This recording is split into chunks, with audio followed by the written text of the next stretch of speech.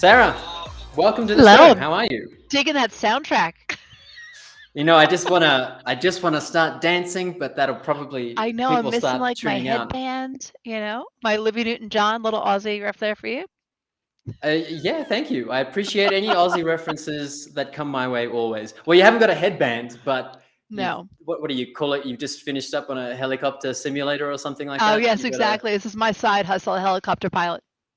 oh, good, good. No, I like it. I know, It's I a know you're a furious multitasker, so I'm assuming this setup helps with oh, this what you has got to going do with on. my office mate. So early Uh-huh. on, with work from home, and I've got a family of four teenagers and a husband who works 6 feet away from me. Okay. So we were furiously trying to figure out sound attenuation, and technology ended up being the best solution. So Totally understand. Yeah. yes. Well, if we get any dropouts today, then obviously the four children are probably watching Netflix or something like that. But look, hopefully no dropouts. Sarah, I'd like to jump straight into it. Thanks so much for joining us today. Yeah, happy to Um, be here. Wonderful. Look, I'd like you to just, give us a bit of an overall look at where you're at right now. Obviously, Genentech, you've got a large percentage of folks that kind of never left the site, Mhm, like your mhm. manufacturing, your lab folks. But I guess what's happening right now, especially for those folks that are going to be working more flexibly into the future? Okay, thanks. So we are, when I talk to my peers who are in high tech, we do have a slightly different makeup of employees. And as Jason mentioned, we have people who have never left the site because we are manufacturing drugs on site. But for the roughly 8,000 people who normally would be coming to work in South San Francisco, they have been working from home. And we have had a working flexibly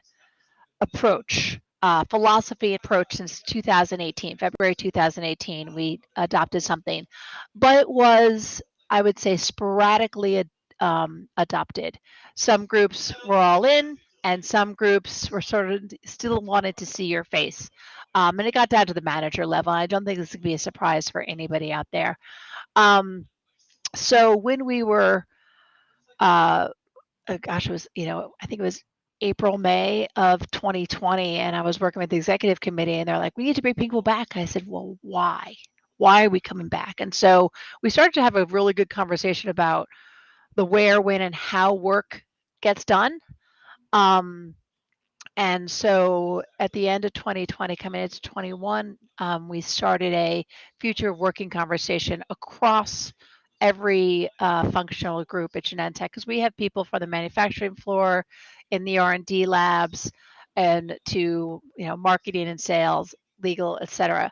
Um, and because all those work practices are different, you really have to think about the where, when, and how per functional group. And once we decided that, we got into team agreements. So the idea about, okay, Jason, we're on the same team. How do we work together so that we can get the best outcomes? And it doesn't matter if we are together or if we are virtual.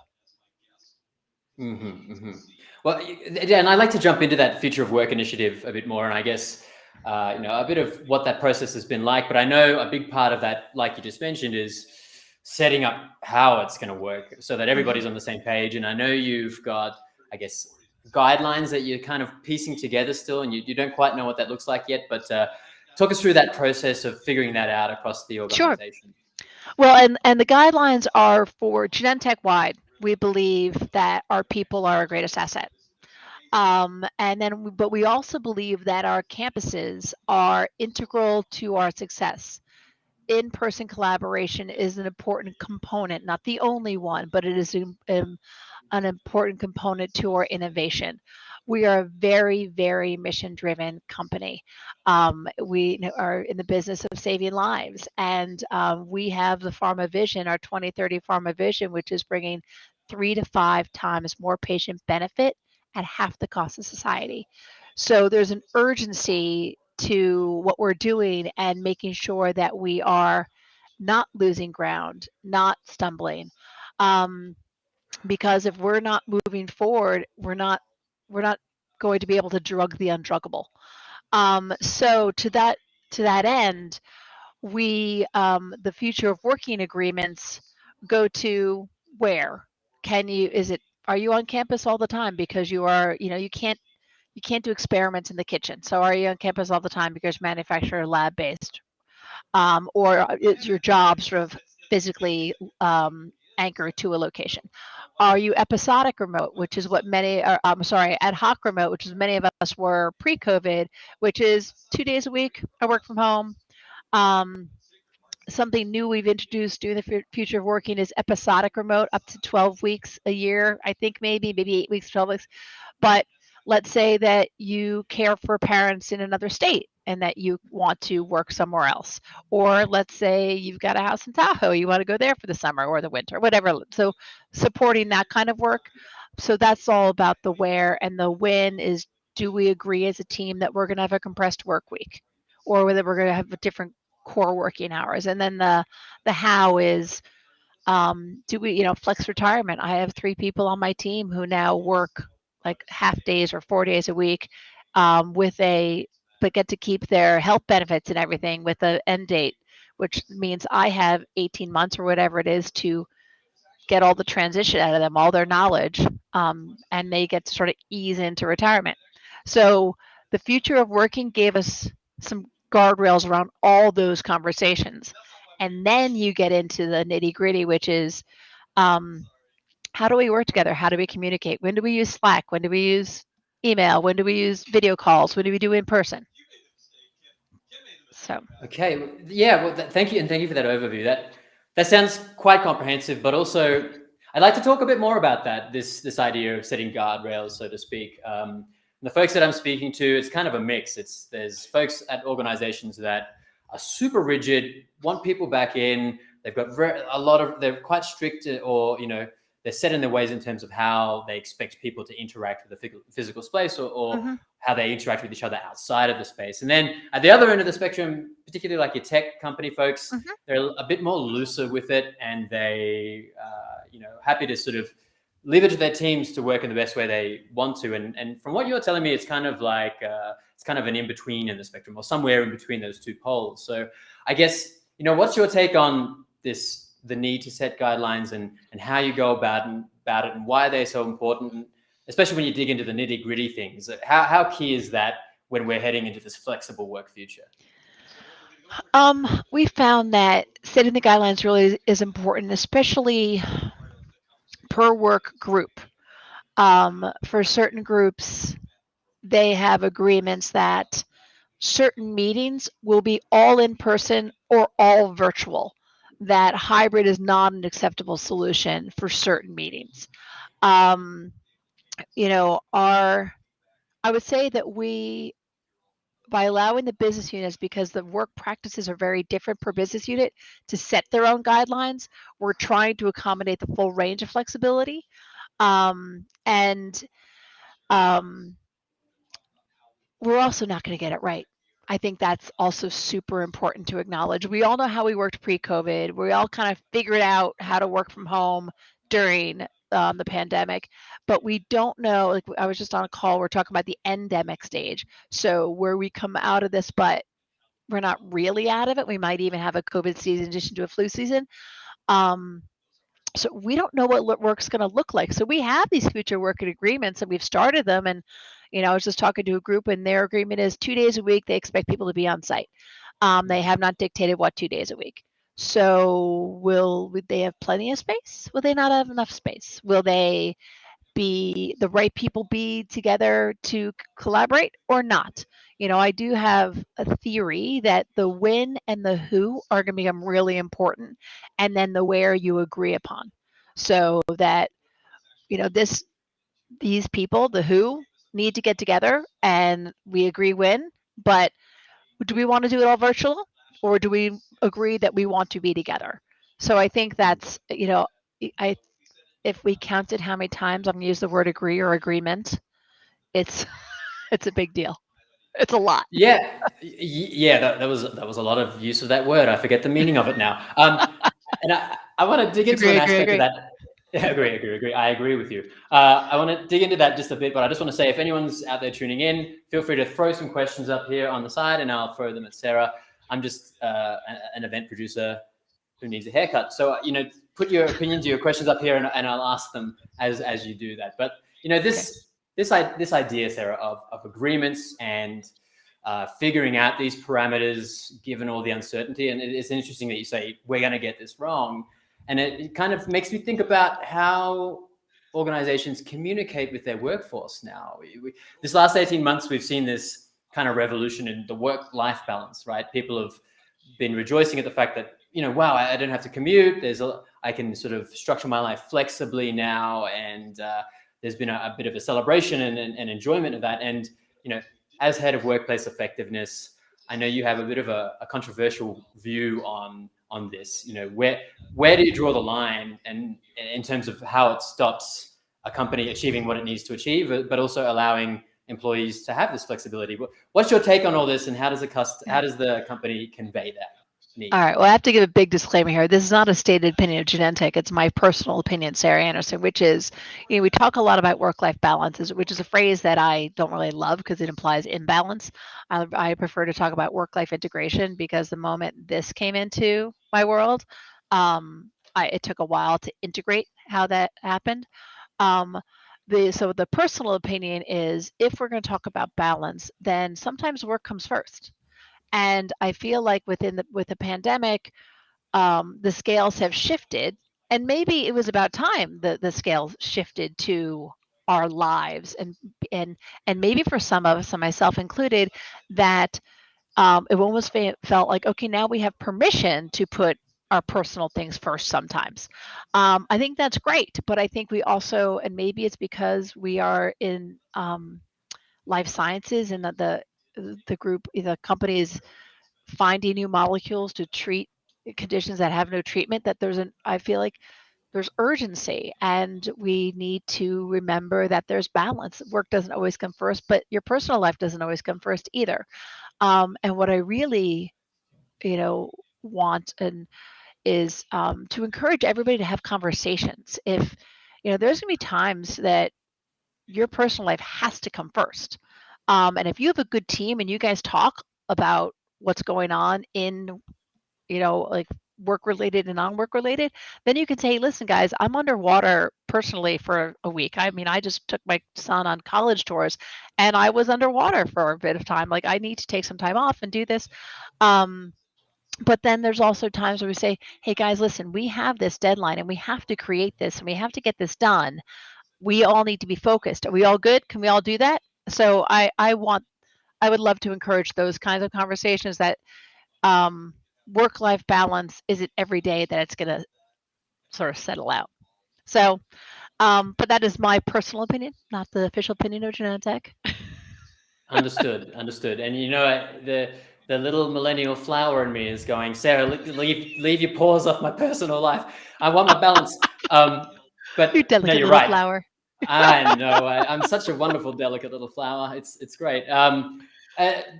But you're right. The line has to be drawn, and I think there is going to be a kind of an evolution of these conversations that need to be had. Right. Yeah. And it will shift. Right. So I just think it should be a conversation. That's all. It just should be a conversation. Yeah, and I guess another component of that then, and in terms of empowering employees to do the work of their life, is, and this is easy from Genentech's point of view, I guess, or easier from what you just said, really mission-driven company. That culture component about all of this, in motivating employees and wanting to come back in and work with their teams and just doing the work of their life, is so key. But if people are going to be out of the office more now, how do you maintain that company culture? How do you keep it up? Do you have any solutions for that? Oh, I wish I did. Like, oh yes, I boxed this up. Here you go. Oh, good. Yeah, that'd be good. I think it is I think, again, that it might be difficult if your culture wasn't strong pre-COVID. But if your culture was strong before your culture, and you maintained the connections, I think most of us have seen the research on strong ties and weak ties, that during this time of all connecting virtually. Our strong ties got stronger, but our weak ties withered away. Um, and weak ties, I think, are part of culture. Um, I'd be super curious how people are. I mean, there's companies like GitHub that do this really, really well, and be very curious to hear how other companies are solving this. For us, it's our culture has a lot to do with we've had things like give back week, which pre-COVID, the entire company, while we still work, we have volunteer events all week, and you do things as a team. You volunteer as a team. There's a children's walk. We have a big concert at the end. Like we have a concert at a stadium, and it's really great, and we really celebrate giving back, and that is a huge cultural component. So doing virtual things for Give Back Week was really interesting this year, and people volunteered and then posted things about how they were volunteering, and then so a lot more posting and sharing digitally than I think we were doing before. We have an April Fools, not every year, but this year there was this thing that instead of DoorDash, there was G-Dash, and a new benefit that you could order food and have it delivered to your house. We're like, oh my God, that's amazing. And then it was totally a spoof. And so, I think you have to be a little more, you have to make more of an effort, I think, culturally when you're Yeah, virtual. and getting creative too, I imagine, which Mm-hmm. is easier for some Mm-hmm. companies and difficult for others. Sarah, I'd like to we haven't got a hell of a lot of time left, but I'd like to switch this just more to the physical space. And I'm wondering, regarding what space looks like in the future, how we make hybrid work, how space has to change as a result of that. What are the biggest challenges? And we've got an audience question here from Soraya Farah. Sorry if I'm mispronouncing your name there, from Impact Hi, Group. Soraya. And I know they Soraya. ask, oh, great, there you go. Bring them on live. No, we can't do that. Sorry. But, they ask, tell us about how you address the conversation of equity for those who are away from the team and don't have that proximity, which is a question we all have, right? Mm-hmm. So we are trying some things. One is when if even one person can't be there, there has to be a virtual option for every meeting. That certain groups are trying things where even if we're in the room, we all have our laptops open, so you can see our faces, so we all show up as an equal square, and you get the facial expressions versus seeing four of us in a room and we're all very tiny. Um, and Also having the meeting organizer be a champion for those who are remote, paying attention to raised hands and things in the chat.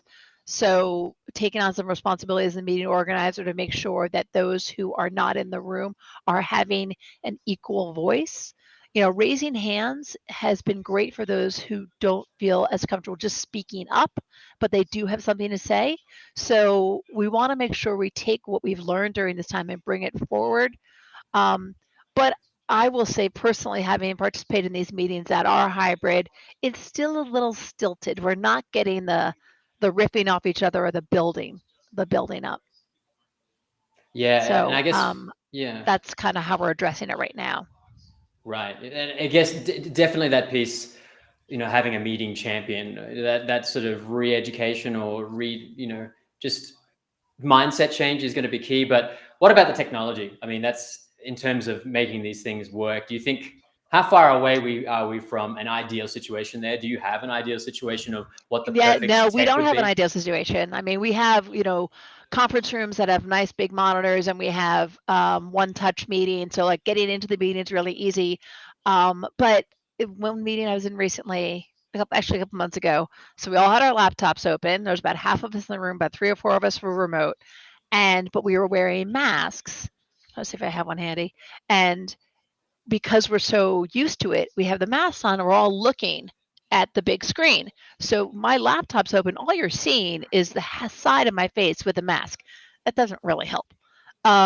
So would a technology have helped? I don't know. I don't know how much is technology, how much is behavior. I saw Google did mocked up something with a vertical screen, so the person's face is right next to you. I haven't tried it. It looked kind of cool.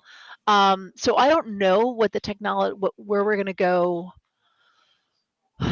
from where we are now in terms of a big monitor and easy connections, because there's still things like from when you connect in the room, you can't see raised hands, so you have to be on your laptop too. Again, and I say we're not going to get it right. I don't think if we get things more than 50% right when we come back, awesome. We're going to have to iterate and be open-minded, and we're going to have to be kind. Sorry, I think this is a big part.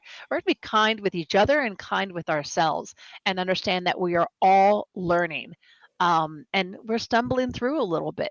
So as long as we have like that mindset, a learning mindset, and I can't stress the kindness enough, because it's, so many of us are type A and go, go, go.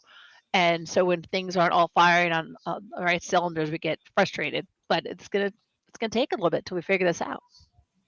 Yeah, absolutely. Although I do really like that notion of kindness, obviously millennial. And related to that, we actually have another audience question jumping back to work-life integration, which is a nice segue. I don't know who this is from, sorry, but they say, I like the phrase work-life integration, or better yet, life-work integration, much better than the implication of imbalance. If you really work as a team that communicates, it sure seems that the ebb and flow of work and life can be flexed or adjusted based on the team members understanding and responding a healthy team process. Do you think we can and will improve our means of communication? And that was quite a question. As Doug Whitnable, yes. And who was a very How did you thoughtful, know very, that? Okay, right, gotcha. it says it on the side.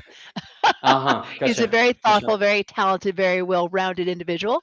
I think that, we, some of us at Genentech have been having these conversations about trying to make the implicit explicit for a long time being since like about 2013, 14. And we're trying to get everybody to have those conversations. And I realize that culturally that may not be as easy. I used to work for a brokerage firm, and it would be a very different culture. Wouldn't be able to have these conversations. I think when we can make the implicit explicit, it absolutely improves our team communication, absolutely makes our team healthier. When we can be vulnerable with each other, and vulnerable as leaders, by saying like, my team's going through an organizational change right now, and be like, guys, we're trying this. We think this is where we're going to go, but we want your feedback to see how we're going to make it better. I think, I believe that it does make us healthier as teams, and therefore more impactful.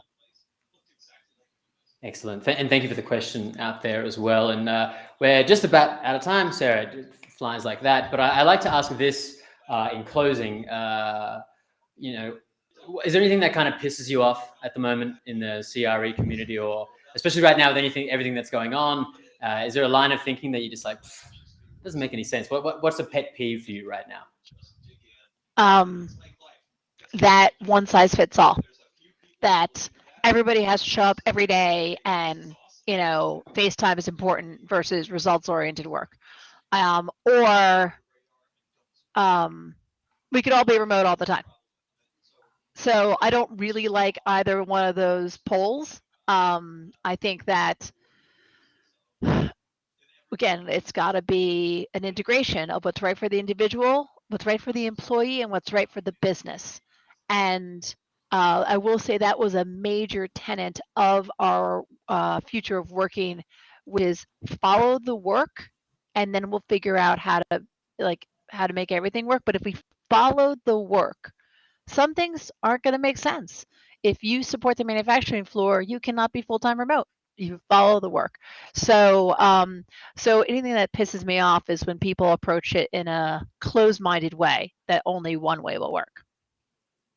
Yeah, and closed-mindedness certainly doesn't, in my mind, have a place moving forward.